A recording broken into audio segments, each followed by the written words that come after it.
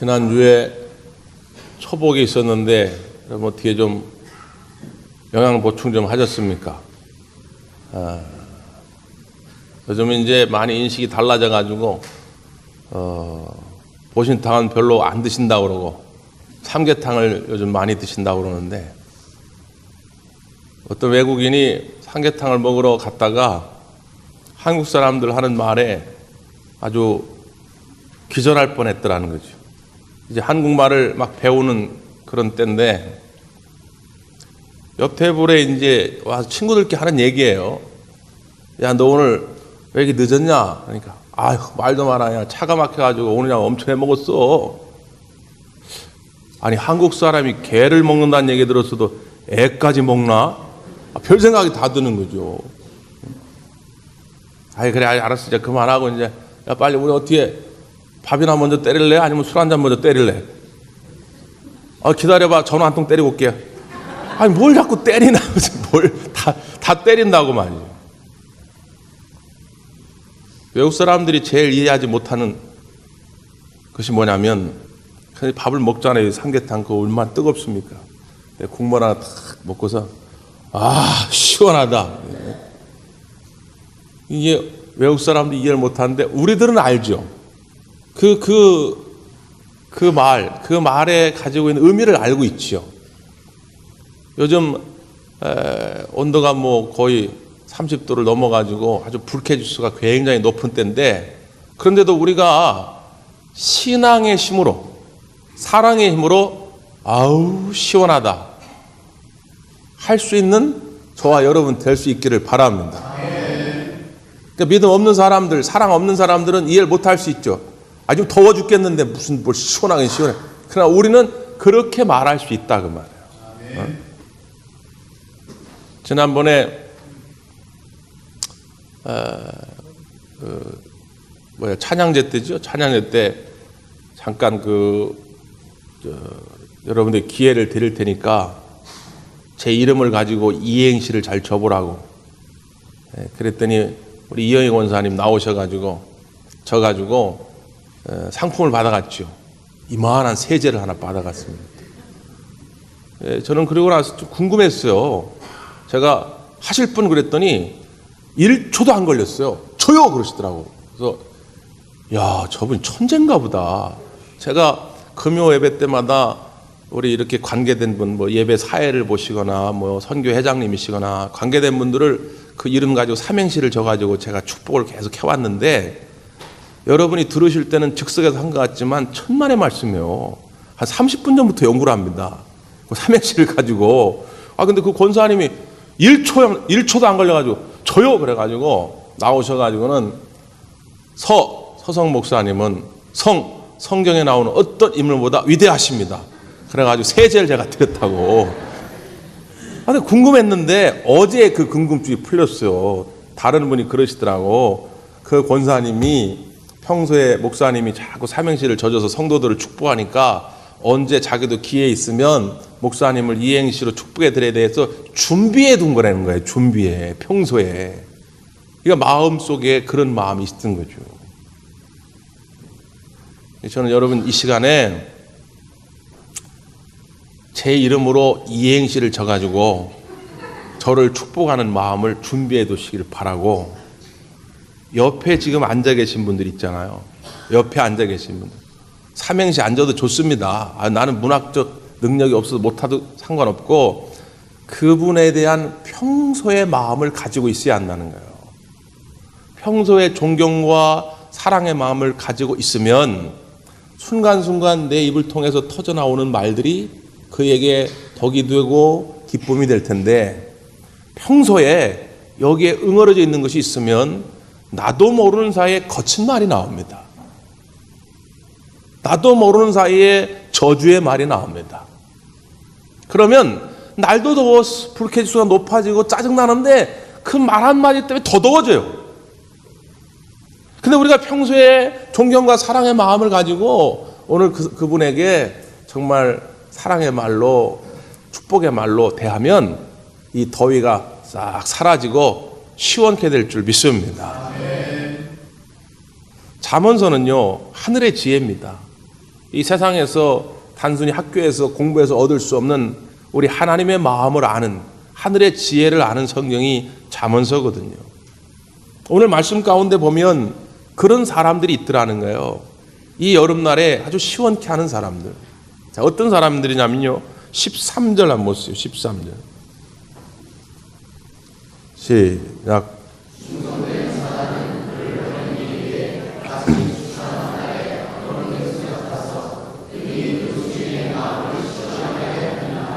아멘.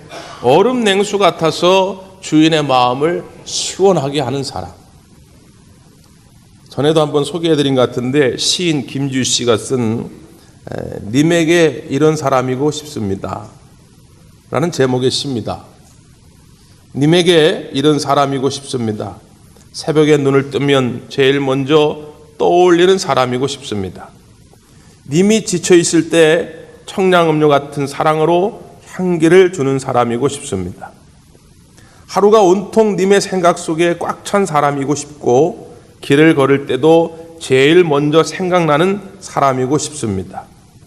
님이 괴로운 일이 있을 때도 위로자의 벗으로 남는 사람이고 싶고 부담 없이 차 한 잔을 마실 수 있는 사람, 힘이 들 때는 어깨를 빌려줄 수 있는 사람이고 싶습니다. 이렇게 말합니다. 내가 지쳐 있을 때에 청량음료처럼 나를 시원하게 해줄 누군가가 떠오르면 정말 그 사람 얼마나 행복합니까? 근데 내가 누군가에게 그런 사람이 돼주고 싶다는 거죠. 근데 오늘 잠언서 말씀은 어떤 사람이 그런 사람이냐? 충성된 사자가 그렇다는 거예요. 이 말씀은 솔로몬이 지었거든요. 그러니까 솔로몬은 얼음 냉수를 먹어본 사람이에요. 이게 이제 보통 일반 서민들은 잘 먹지 못하는 거죠. 지금이야 우리가 뭐 냉장고가 어느 집이나 다 있으니까 얼음 냉수를 먹지만 이 솔로몬 시대만 해도 일반 서민들은 얼음을 구경도 못합니다.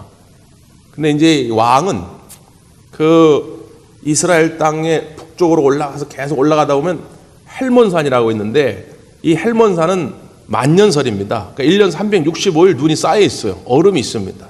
그래서 그 얼음을 잘 운반을 해가지고 궁궐에 이제 잘 보관을 해요. 우리나라 옛날 서빙고 같은 곳이 있는 거죠.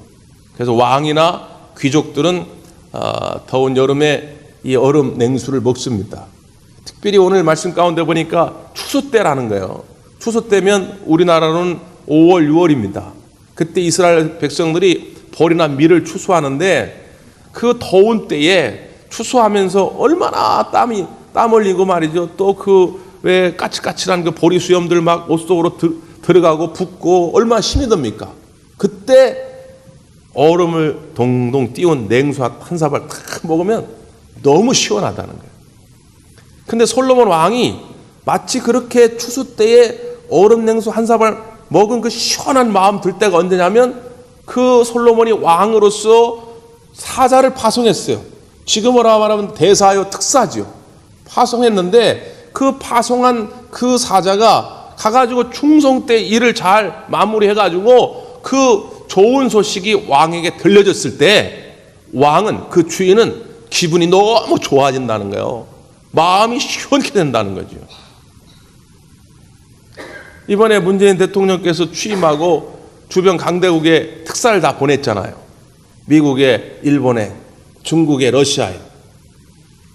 대통령 되시자마자 얼마나 꼬여진 외교 현안들이 많습니까? 뭐 한일 위안부 문제라든가, 이 미국과 중국 중간에서 이 사드 문제라든가, 지금 또 한미 FTA 문제라든가, 이런 게 있는데 특사를 딱 보냈더니 특사가 가가지고 그 문제를, 골치 아픈 문제를 아주 깔끔하게 딱 정리하고 돌아왔다.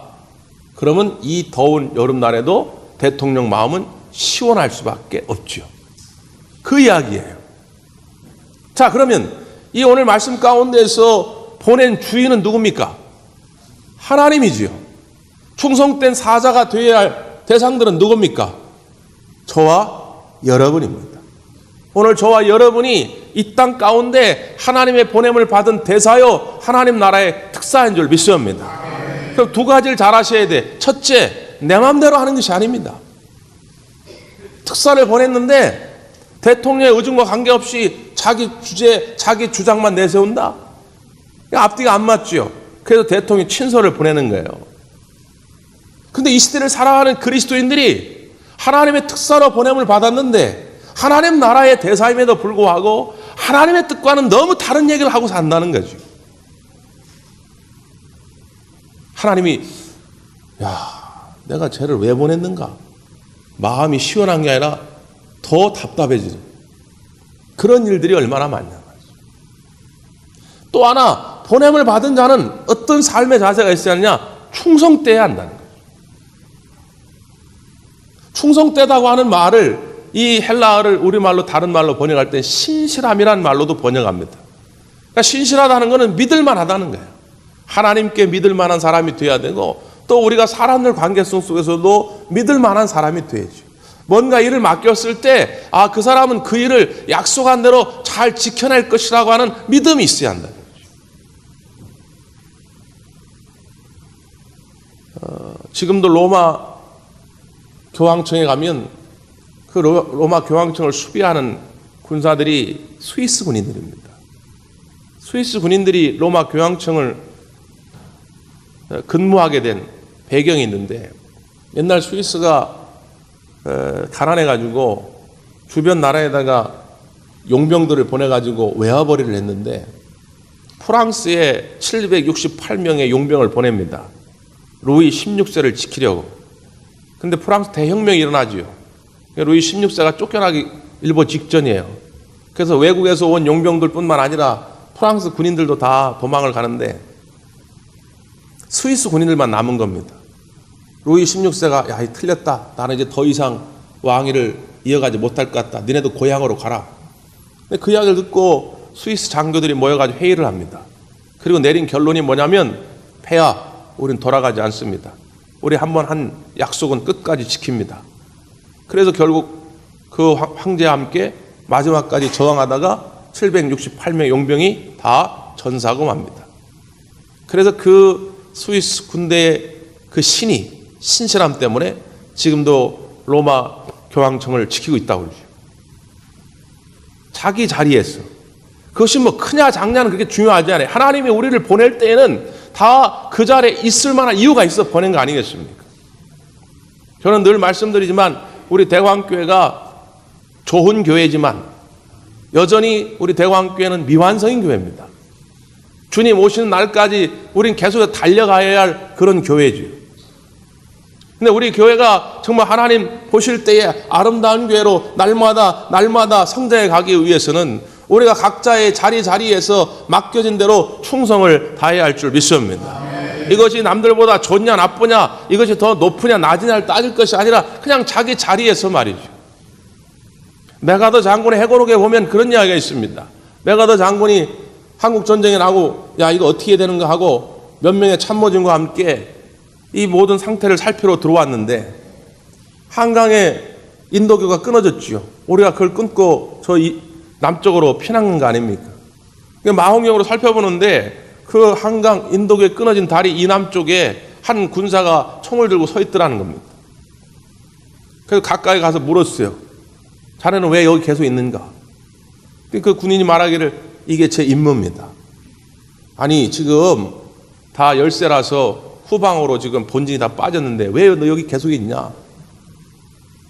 저는 다른 명령을 하달받은 적이 없습니다. 다른 명령이 떨어지기 전까지 저는 계속 여기 있어야 됩니다. 그리고 혼자 거길 버티더라는 거예요. 메가더 장군이 감복을 해가지고 이런 군인이 있는 나라는 절대로 망할 수 없다. 그래서 미국에다 유엔에다가 참전 요청을 해가지고 인천 상륙작전을 진행하게 되었다는 거예요.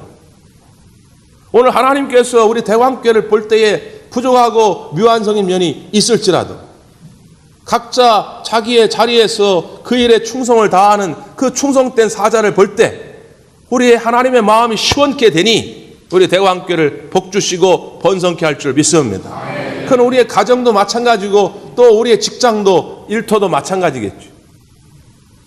이 더운 여름에 맡겨진 일을 제대로 감당하지 못함으로 말미암아 하나님의 마음을 답답하고 주변 사람들의 마음을 답답하게 하는 것이 아니라 오늘 충성된 삶을 통해서 주변인들 하나님을 또 시원케 하기를 바랍니다.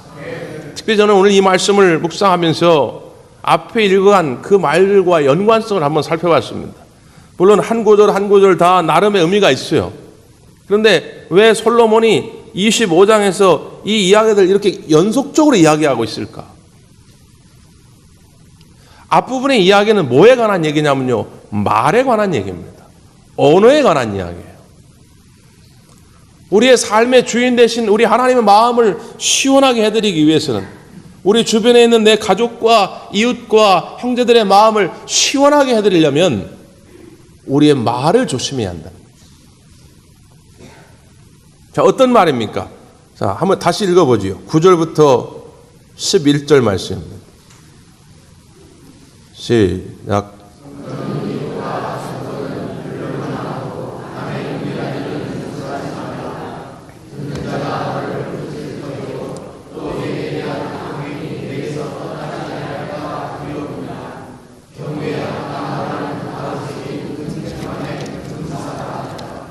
아멘. 너는 이웃과 다투거든 변론만 하라. 다투는 문제가 생길 수 있지요. 네가 옳으냐 내가 옳으냐, 나도 억울한 게 있으니까 말할 수 있지요. 그러나 변론을 할 수 있는데 그 다투는 과정 속에서 남의 은밀한 어떤 일을 알게 되었을 때 그 남의 은밀한 일을 다른 사람에게 누설하지 말라는 거예요. 야, 내가 어저께 그놈하고 한판 했는데 내가 들어보니까 말이야, 그 인간이 말이야 옛날에 그랬대더라, 옛날 너한테 뭐라고 그랬대더라, 막 별소리 다 있잖아요. 별소리. 그렇게 되면 어떻게 되느냐, 듣는 자가 너를 꾸짖을 터이요 또 내게 대한 악평이 내게서 떠나지 아니할까 두려우니라. 자기는 잘난 맛에 혹은 막 흥분해가지고 막 화가 치밀어 올라가지고 가가지고 다른 사람에 대해서 막 그 은밀한 일을 막 누설하고 저주하고 비방했는데 듣는 사람이 그래 맞아, 네 말이 맞아, 이게 아니라 뒤돌아서 가지고는 너를 욕할 거라는 거야. 뭔 저런 인간이 다 있나 말이야. 오히려 이 더운 여름에 더 짜증을 부추긴다 그 말이에요. 그럼 어떤 사람이 우리를 시원케 하느냐? 경우에 합당한 말은 아로 새긴 은장반의 금사가 아니라. 경우에 합당한 말. 경우에 합당한 말이 뭡니까? 지혜로운 말이죠. 덕 있는 말입니다. 이거는 아로 새긴 은장반의 금사가 같다. 아로 새기다 무슨 뜻입니까? 어떤 문이나 글자를 또렷하게 파서 새기는 것입니다. 주로 뭔가를 장식할 때 많이 쓰이죠. 쟁반은 은입니다. 그 은쟁반에다가 금으로 사과 모양을 아로 새긴 거예요. 금사과가 들어있는 은쟁반. 이 그릇을 부자들이 주로 쓸까요? 가난한 사람이 주로 쓸까요? 부자들이 쓰죠. 네? 이게 가난한 사람들은 구경도 못합니다. 저도 지금까지 살아오면서 은쟁반에 금으로 사과 새겨진 그릇 쟁반을 본 적이 없어요. 여러분 보신 적 있어요? 본 적이 없죠. 이 서민들은 구경도 못하는 거예요. 근데 솔로몬은 왕이니까 본 거예요. 솔로몬은 워낙 재산이 많으니까, 금과 은이 너무 많으니까. 근데 이 아로 새긴 이 은쟁반의 금사과가 그만큼 가치 있다는 거예요.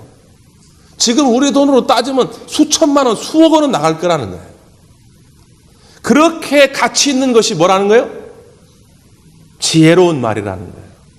경우에 합당한 말이라는 거예요.